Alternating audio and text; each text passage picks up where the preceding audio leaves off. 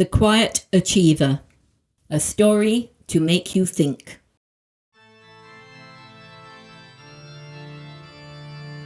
I noticed the woman in black because she looked so right for a funeral.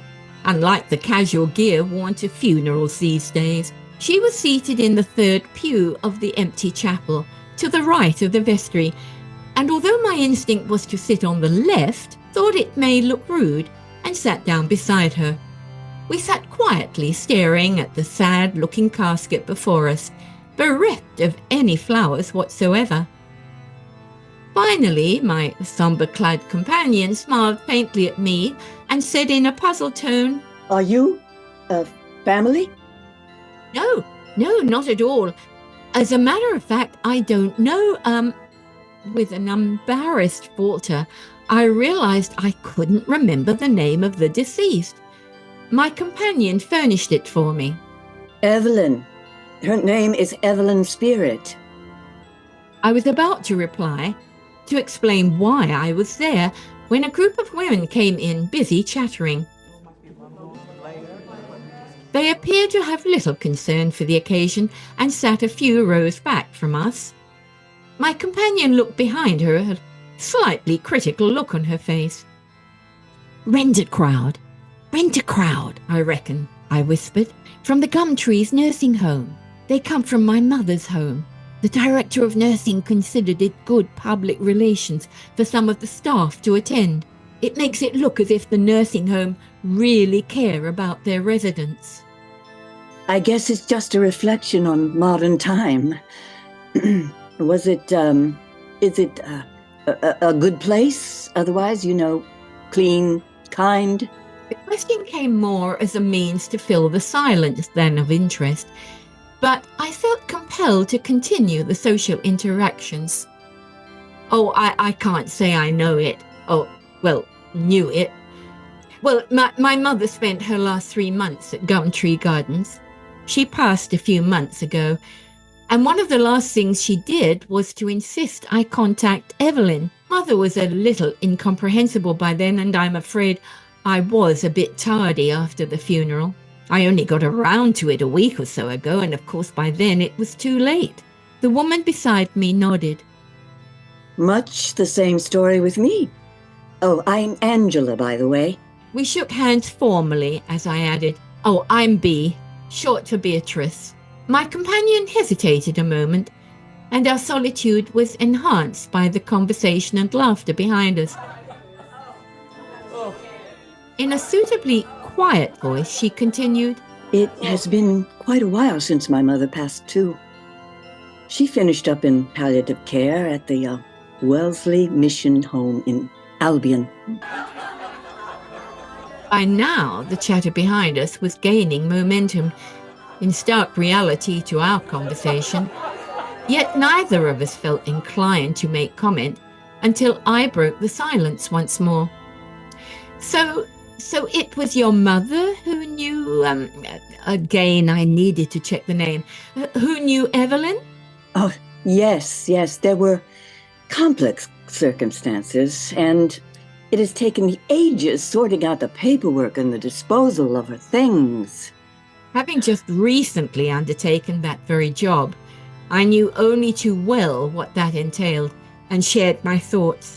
Oh yes, it's getting difficult to know what to do with clothes and artifacts, let alone furniture. Since COVID, the charity shops are very selective, and it can cost a fortune to have things taken away. Once again, the conversation palled between us, so I was quite thankful when a clergyman entered, took note of the almost empty church, and, looking flustered, took his place at the pulpit.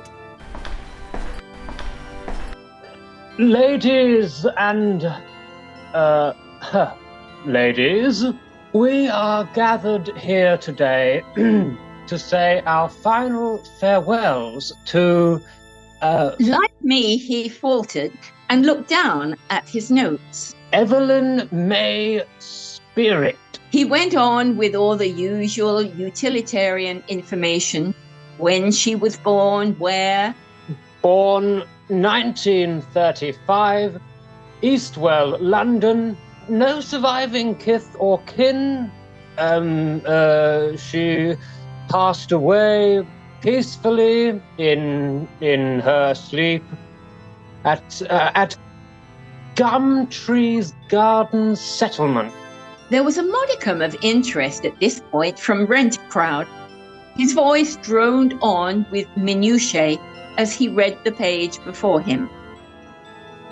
Would any of you ladies care to say a few words about Evelyn? Yes, Evelyn?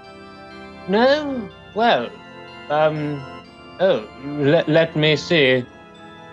Suddenly his tone became more animated. It would appear that Evelyn was a quiet achiever. She won the Victoria Cross Medal in 1958 for services rendered to the nation as a nurse serving in the Vietnam War. He seemed to stand up, straighten now that he had something positive to deliver, and his sepulchral voice resounded around the chapel. Having grown up in England as a war baby with a single mother, father unknown, when the war was over, she took it upon herself to open a haven for unwed mothers, for which she was ultimately presented with an OBE. Yes, Order of the British Empire. He seemed quite surprised at this, and his voice took on a spark of interest. The OBE is a British order of chivalry, rewarding contributions to the arts and sciences, work with charitable and welfare organizations, and public service outside the civil service. Quite an admirable achievement, eh? It was obvious from the chatter behind that even this admirable achievement was of little interest to the group behind us, and once again his voice dropped to a monotone. She, that is to say, Evelyn, then emigrated to Australia in the late 1970s and worked on a mission in the Northern Territory until recently, where she became indisposed, suffering from acute rheumatoid arthritis. She spent her final days in Gumtree's Garden Settlement, where He looked up, no doubt, to acknowledge the staff, only to find that they had already gone. He quickly brought the sermon to a close, adding as an afterthought, and now, if you will excuse me, I shall arrange for the pallbearers to take the casket to the crematorium. Of course, you are all both invited to help yourself to tea and biscuits, which has been laid out in the adjoining room. My companion and I sat for a moment, digesting the information we had been given. Well, He said at last. that explains a lot. I looked at her expecting more, but then admitted she had in fact uttered my own sentiments. Yes, same here. There's no doubt in my mind that my mother's connection was with her work with unwed mothers. I found myself fighting back an errant tear forming at the corner of my eyelid.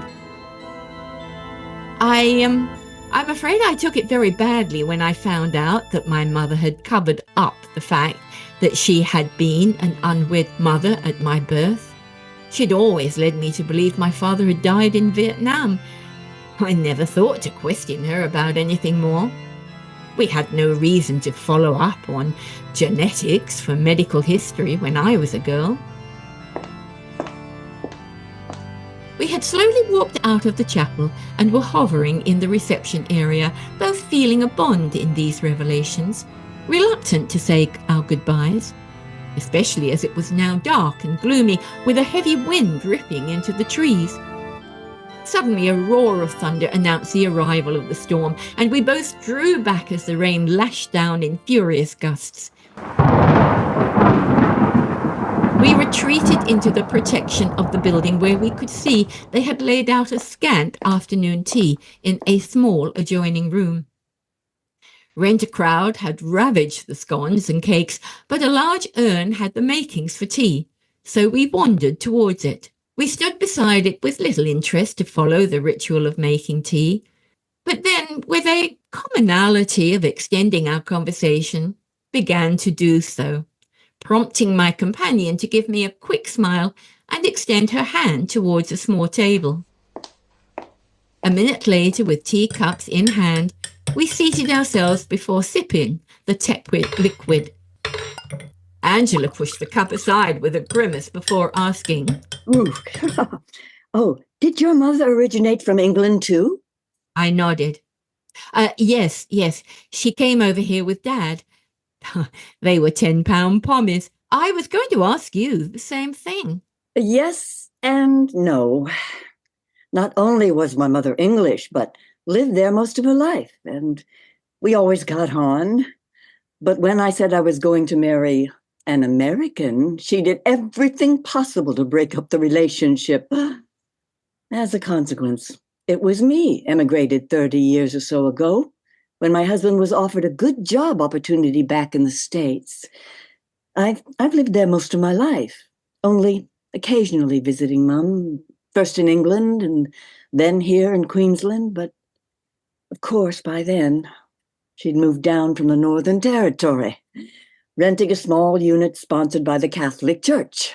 These years of travel seemed so exciting compared to my own sedentary experience, and I found myself asking her about the mundane side of her life in Boston, a city that appeared to be sophisticated and cultured.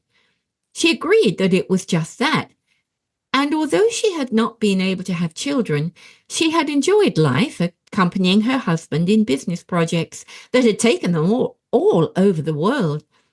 I was about to ask her about him when she said, We split up a few years back. He remarried almost immediately, a woman much younger who had small children of her own.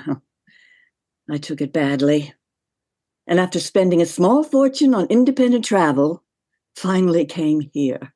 Ostensibly to look after Mother, but mainly because I had nowhere else to go. But by then she was so frail she needed palliative care, lasting less than 6 months before she died. It was only when going through Mother's papers I discovered the difficulty she had experienced when I was born, and how much she had depended on Evelyn, who I thought of as no more than a friend. We talked for a while, exchanging information about our mothers and what little history we knew of each. Angela said, I'm only beginning to appreciate the good someone like Evelyn, who did opening up a haven for her. Giving birth as a single mother seems trivial nowadays, with as much available in the field of welfare, but back in the 40s, it was still considered immoral to be born out of wedlock. And the women had to suffer the scars of condemnation as well as the financial burden. It was pleasant talking so intimately with this woman, who seemed to share a common history with me. She was easy to talk to, and I found myself disclosing my own difficulties, losing my beloved husband, and the disappointment of having grown sons who had moved so far away and shared so little of their lives with me. In fact, in addition to feeling guilt, I was just realizing what I had put my own mother through. I had hoped Evelyn's family could give me some further background on her, which I could pass on to her grandchildren if they ever showed interest. But I can see there's precious hope of that. Rent-A-Crowd showed only too clearly how much they knew or cared. Angela was nodding her head at each of my revelations, eventually adding to her own story. I guess my situation, our situation, is a little similar. I had always believed my mother's story that my father, who had been an orphan, had died in a car accident soon after I was born, Like you, I never thought to query it further. Then, when one of my husband's kids sick with neuropathy, he was asked about genetics on my side of the family. That's when my mother confessed. My father was unknown.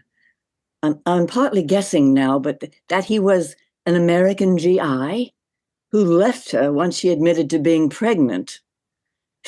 It would explain her hatred of Americans.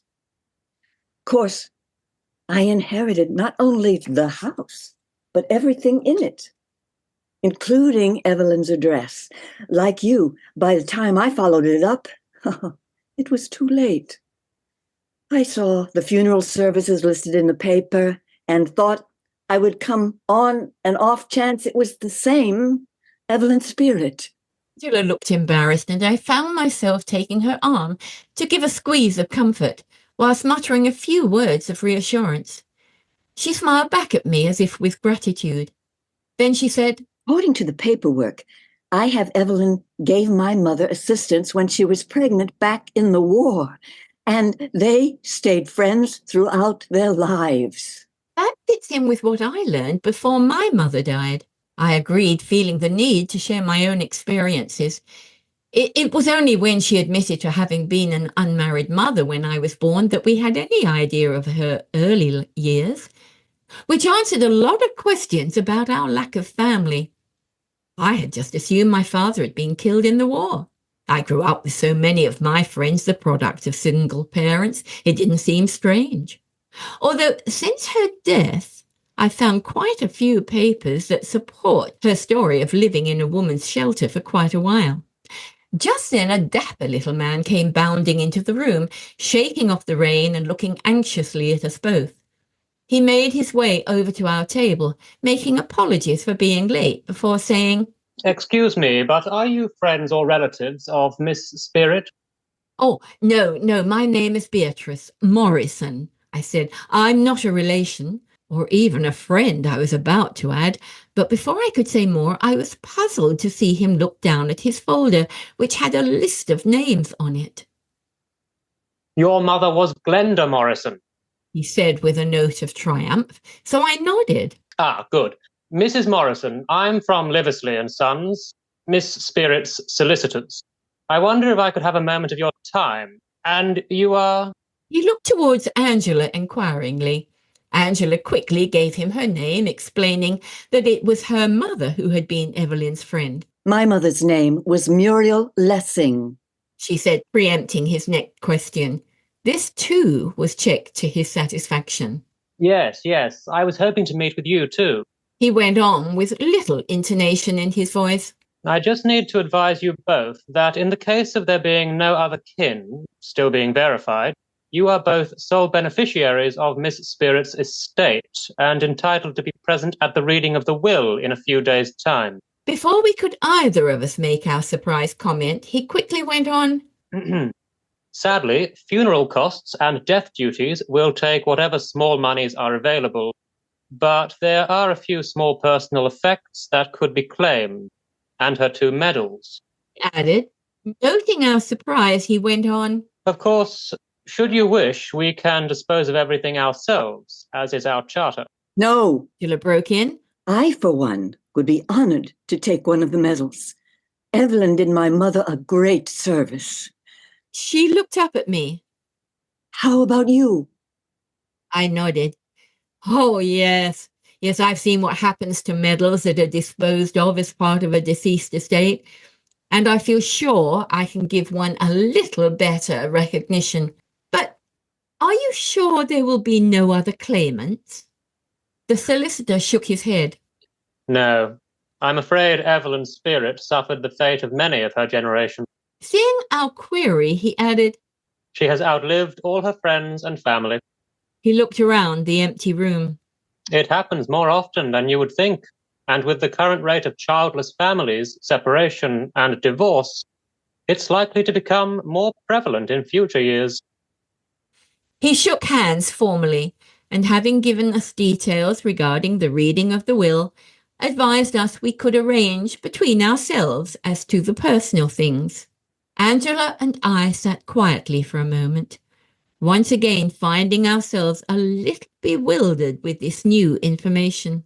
Sobering words, He said finally. I guess I'm just getting a flash into my future.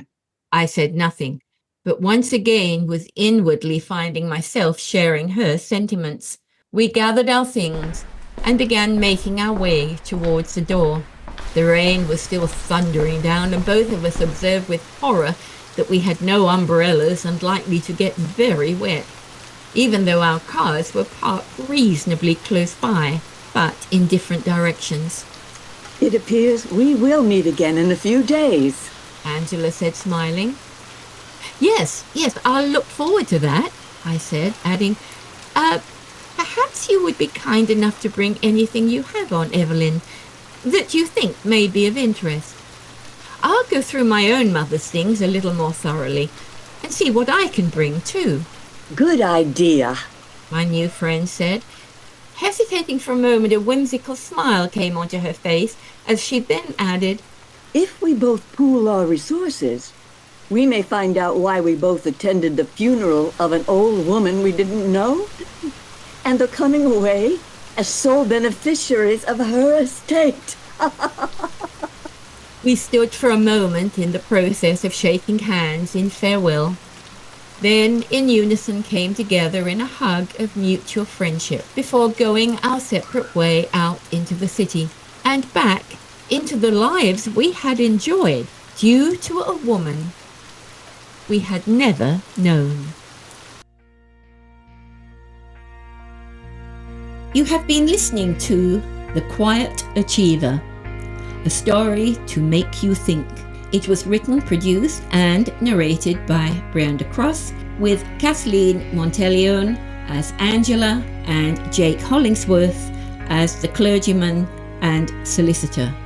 You will find other stories, both similar and different, on Fast Fiction podcasts at Spotify, YouTube, and most podcast platforms.